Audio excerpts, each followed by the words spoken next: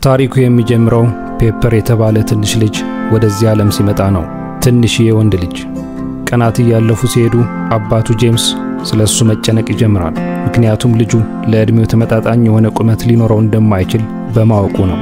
ፔፐር በቁመቱ ምክንያት ገና ከልጅነቱ ጀምሮ የጓደኞቹና የጎረቤቶቹ መሳለቂያና የስድብ ሰለባ ሆኗል። የአካባቢው ሰዎች በንቀት ትንሹ ልጅ ብለው ይጠሩታል። ከ7 ዓመታት በኋላ በፔፐር ቤተሰብ ውስጥ ሁሉም ነገር ይለዋወጣል። የፔፐር አባት ጄምስ የበኩር ልጁ ለንደን ለጦርነቱ ብቁ እንዳልሆነ ስለተነገረው በእርሱ ምትክ ጄምስ በወቅቱ በነበረው ሁለተኛ ዓለም ጦርነት ለመታገል ከሰራዊቱ ጋር ለመቀላቀል ግድ ሆነበት።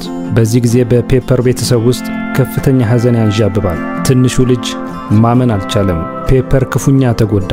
የአባቱ ካጠገቡ መለየት ልቡን ሰበረው። አባቱ ጄምስ አባት ብቻ ሳይሆን ጓደኛውም ጭምር እንጂ። ፔፐርና ጄምስ ቅርበታቸው የላቀ ነበር።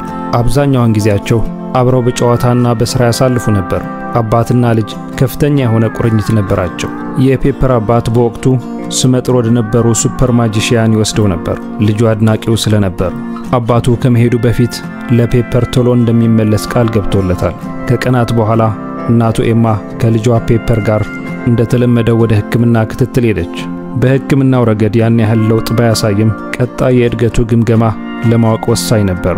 ዶክተር ፎስ ለኤማ ክትትሉን አጠናክሮ እንደሚቀጥል ቃል ይገባል። ቀጣይ ቀጠሮን በማመቻቸት ይለያያሉ።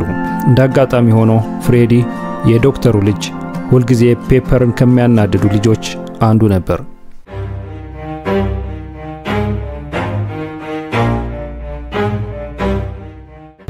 Little boy. ለንደን ያባቱን ጄምስ የንግድ ሥራ በመቆጣጠር ደፋ ቀና ያለ ይገኛል። ይህም ቤተሰቡን ለመደጎም ወሳኝ ኃላፊነትን ይይዛል። ቀናት ያለፉ ሲሄዱ ፔፐር አባቱን በጣም መናፈቅ ይጀምራል። ይህን ለመቋቋም ይከብደዋል። የአባቱን መመለስ የሚጠባበቀው ፔፐር ወደ ሱቅ ይሄድና ባጠራቀመው ገንዘብ ለአባቱ ጫማ ይገዛል። ነገር ግን ነገሮች እንደታሰበው ሊሆኑ አልቻሉም። የፔፐር ቤተሰብ የጠበቁት ሳይሆን ያልጠበቁት ነገር አጋጠማቸው። የጄምስ ቤተሰብ ጄምስ ለታክቲካል ኦፕሬሽን ወደ ፊሊፒንስ እንደተላከ የሚገልጽ መረጃ ብቻ ደረሳቸው። ለረጅም ጊዜ ምንም ፍንጭ ማግኘት አልቻሉም። ጄምስ ምናልባትም ሕይወቱን አጥቷል ወይም የጦር ምርኮኛ ሆኖ በሚያሳዝን የሕይወት ጉዞ ሊሆን እንደሚችል ጥርጣሬ ውስጥ ገብተዋል።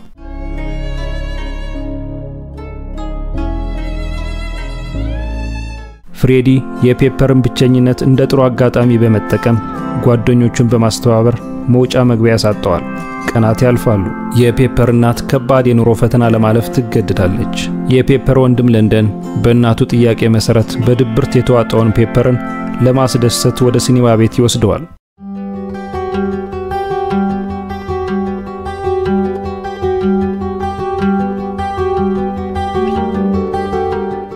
ከለታት አንድ ቀን በቤተክርስቲያን ውስጥ በነበረው ስብከት ትንሹ ፔፐር ሰባኪውን በትኩረት ያዳምጣል። ሰባኪው በስብከቱ ከመጽሐፍ ቅዱስ ክፍል የሰናፍጭ ቅንጣት የምታክል እምነት ምን ያህል ግዙፍ ሥራ ልትሰራ እንደምትችል ይገልጻል። ሰባኪው ስብከቱን እንደጨረሰ ፔፐር የሰናፍጭ ቅንጣት መፈለግ ተቀዳሚ ሥራው አደረገ።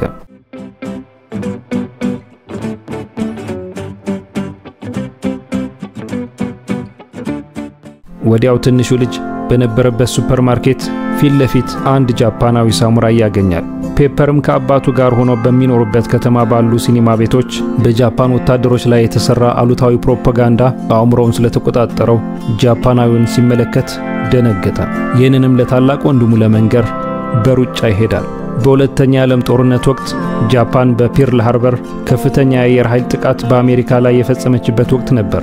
የፔፐር ወንድም መላ ኤስያውያንን እንደ ጠላት ይመለከት ስለነበር ለንደን ጃፓናዊውን ለመግዳት ያስባል። ነገር ግን የቤተክርስቲያን አገልጋዩ በመሃላቸው በመግባት ነገሩን ለማረጋጋት ይሞክራሉ። ጃፓናዊውን በቀላሉ ሊላቀቁ ያልፈለጉት እነ ለንደን በሌሊት የጃፓናዊውን ሃሺሞቶን ቤት ሊያቃጥሉ ይሄዳሉ።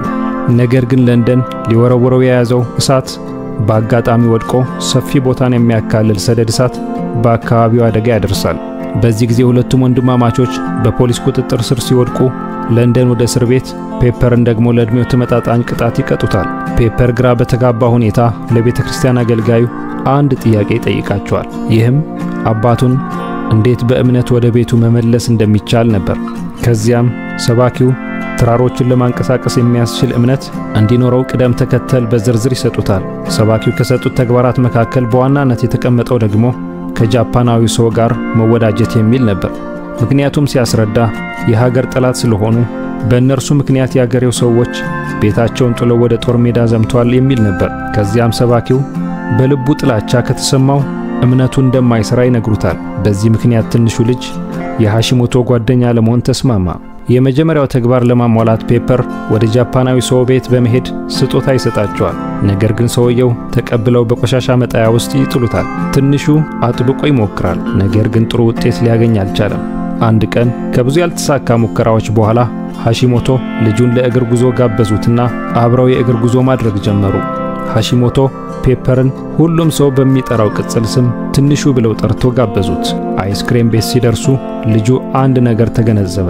እርሱም ሃሺሞቶን ማንም ሊያቀርባቸው እንደማይፈልግ ለማረጋገጥ ቻለ። በቀጣይ እምነቱ እንዲሰራ ሊያደርገው የሚገባ ተግባር ደግሞ በእስር የሚገኝ ሰውን መጎብኘት ነበር። ሃሺሞቶና ፔፐር በእስር ላይ የሚገኘውን ለንደንን ጎበኙ። ከፖሊስ ጣቢያ ሲወጡ ፔፐርን ለማጥቃት የሚፈልጉ ልጆች ሲመጡ ሃሺሞቶ ከአደገኛ ልጆች ይታደጉታል። በዚህ ሁኔታ አብረው መጓዛቸውን ይቀጥላሉ። ለፔፐር ከተሰጡት ዝርዝር ተግባራት ውስጥ የተጎዳን ሰው መጠየቅ ነበር። ይህንንም ከሃሺሞቶ ጋር በመሆን ወደ ሆስፒታል በመሄድ በጦርነት የተጎዱ ወታደሮችን ይጎበኛሉ። ቀጣዩን ተግባር ማከናወን ተያያዙት። ይህም ለችግረኞችና መጠለያ ያላጡ ሰዎች ቤት ማዘጋጀት፣ ፒጃማ መግዛት፣ አልጋቸውን ማጽዳትና ለምስኪኖች ጓደኛ መሆን አንዱ የህይወታቸው ክፍል ነበር። አንድ ቀን በቀን ውሏቸው ደስ ብሏቸው ወደ ቤት ሲመለሱ ሃሺሞቶ የአንድ አጭር ጃፓናዊ ጎበዝ ተዋጊ ታሪክ ይነግሩታል። ቁመታ አጭሩ ጃፓናዊው በግዝፈታቸውና በብዛታቸው ሊሸነፉ የማይችሉ የሚመስሉትን ጠላቶቹን ማሸነፍ እንደቻለ ይተርኩለታል። በሚቀጥለው ቀን ፍሬዲ ፔፐርን ለማጥቃት በማሰብ ክፉኛ ይገፈትረዋል። ነገር ግን በዚህ ጊዜ ፔፐር ሙሉ ድፍረትና ብልሃት እንዲሁም ራሱን እንዴት ከጠላት መከላከል የሚችልበትን መረዳት በውስጡ አምቆ ይዟልና አልተቸገረም። የቀረው ነገር ቢኖር ጓደኛውን ምሳ መጋበዝ ብቻ ነበር። ከዚያም ትንሹ ልጅ ሃሺሞቶን በቤቱ ምሳ ለመጋበዝ ዝግጅቱን አጠናቀቀ። ኤማ ብዙም ደስተኛ ባትሆንም የልጇን ሐሳብ ለመቀበል ወሰነች። ነገር ግን ከጥቂት ደቂቃ በኋላ ቤቱ ተተረማመሰ። ሃሺሞቶ ቤቴን ደፈረው በሚል ለንደን ጠመንጃውን አነጣጥሮ ሃሺሞቶ ላይ ደቀነው። ፔፐር እጅግ በተቆጣ ስሜት ጣልቃ ለመግባት ይሞክራል። ነገር ግን ወንድሙ አርፎ እንዲቀመጥ ያስጠነቅቀዋል። ፔፐር ግን አባቱ ወደ ጦር ሜዳ የዘመተበትን ምክንያት ለንደን ለውትድርና ብቁ ባለመሆኑ ምክንያት እንደሆነ ይነግረዋል። ሃሺሞቶ ጓደኛው እንደሆኑና መጥፎ ሰው እንዳልሆኑ ለማስረዳት ይሞክራል። በተግባሩም ደስተኛ እንደሆነና አባቱ እንደሚመለስ ሙሉ እምነት እንዳለውም ለወንድሙ ይነግረዋል። ለንደንም በፔፐር ድርጊት በመበሳጨት ሰው በተሰበሰበበት መሃል ፔፐርን እምነት ካለው ከበስተጀርባ ያለውን ተራራ እንዲያንቀሳቅሰው በትዕቢት ይጠይቀዋል። ለንደን በአካባቢ ያሉትን ሰዎች ትኩረት በመጋበዝ ወንድሙን ፔፐርን በማንገላታት የሚለውን እንዲሰሙ ያደርጋል። ነገር ግን ሰዎቹ በፔፐር ድርጊት ይሳለቁበታል። ከጥቂት ደቂቃዎች በኋላ በተራራው ላይ አዲስ ነገር መሆን ጀመረ። መሬት ተንቀጠቀጠ። የአካባቢ ሰዎች ይህንን አስገራሚ ትዕይንት ባይናቸው ለማየት ቻሉ። ትንሹ ልጅ በከተማው ውስጥ በጣም ታዋቂ ሆነ። አንዳንዶቹ ሁኔታው እንዲሁ በአጋጣሚ ነው የተከሰተው ማለት ጀመሩ። ፔፐር ግን አባቱ እንደሚመለስ ጦርነቱን ማቆም እንዳለበት ያምናል። ፔፐር ጦርነቱ እንዴት ሊቆም እንደሚችል ያሰበውን እቅድ ለሃሺሞቶ ያጋራቸዋል። ጃፓን በየት አቅጣጫ እንዳለችም እንዲነግሩት ይጠይቃቸዋል። ወዲያውኑም አቅጣጫውን በማመቻቸት በእምነት በወቅቱ የነበረውን ሁለተኛ የዓለም ጦርነት ለማስቆም ስራውን ጀመረ። ነገር ግን ምንም ነገር የለም። ለቀናት ሞከረ። አንድ ቀን ሰዎች ወደ እርሱ እየጠቆሙ ፔፐር ተሳካለት እያሉ ሲጮሁ ግራ በመጋባት ያያቸው ጀመር። በዓለም ዙሪያ እየተወራ ያለው ዜና የጃፓን ከተሞች ሂሮሺማና ናጋሳኪ በአቶሚክ ቦምብ መውደማቸውን ተከትሎ ጃፓን መሸነፏ የሚገልጽ ዜና ነበር። ጋዜጣውን በርዕሰ አንቀጹ ለትንሹ ልጅና ለአቶሚክ ቦምብ ምስጋና ይግባው የሚል ዜና አሰራጨ። እናም ሁሉም ሰው የደስታው ተካፋይ ሆነ። ምክንያቱም ጦርነቱ አብቅቷልና። ፔፐርም አባቱን እንደገና ለማየት እምነቱ ጨመረ። ነገር ግን ደስታው ለአጭር ጊዜ ነበር።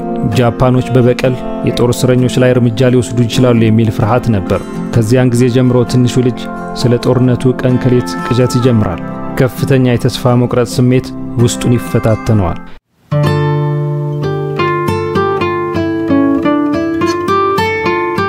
በማግስቱ ለንደን ከሌሎች ሰዎች ጋር በማበር ሃሺሞቶን ክፉኛ በመደብደብ በሞትና በሕይወት መካከል ጥሏቸው ይሄዳሉ። ነገር ግን ለንደን በድርጊቱ ተጸጽቶ ሃሺሞቶን ሆስፒታል በማድረስ እጁን ለፖሊስ ሰጠ። ፔፐር ጉዳዩን ሲያውቅ ወዲያውኑ ሆስፒታል በመገኘት ጓደኛውን ሃሺሞቶን ማጽናናትና ማበረታታት ይጀምራል። ነገር ግን በዚያን ቅጽበት ሃሺሞቶ ህመሙ እየተባባሰ ሲሄድ ድንገተኛ ክፍል ለመታከም ይገባል። ይህ በእንዲህ እንዳለ ኤማ ባሏ በህይወት እንደሌለ ዜና ደረሳት።